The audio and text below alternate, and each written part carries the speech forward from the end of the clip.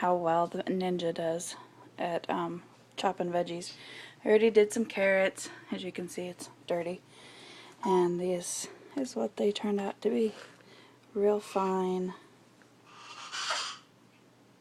There, focus. Real fine. You can chop them however fine you want. Here's a whole bunch more to put in. This has turnips, green peppers, squash, zucchini squash, and carrots. And I'm just going to throw them all in with the blade. It has a mixing paddle too, but I've only used that once. I made, what I make with it? Oh, cookie dough. Okay, just threw it all in there. I haven't tried this yet with this full, so we'll see how it does. And then just pop the lid on. And it's loud.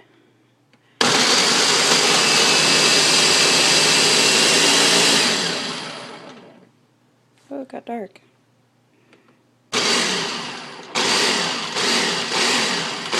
So you just push this little lever down on this. It's kind of cool. It's my Ninja. It's called a Ninja Pulse. But it can make dough, and it can juice and blending and food processing. But if I keep going, it'll just get finer and finer. But that was, what, a couple seconds? And it's all blended. Take it off. Excuse the messy videoing here.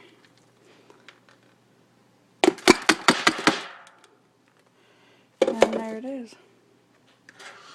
Take that out. Find a spoon or a fork. And it's all chopped real fine. This is how I do my start my dirty bread. I wish they would just eat this just like this, but they won't because they're snot.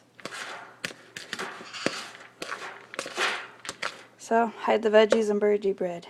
Anyway, that's using the Ninja Pulse, and it works pretty darn good. And now I have some apple and some more carrots and some more veggies to keep chopping. So, anyway, that's it.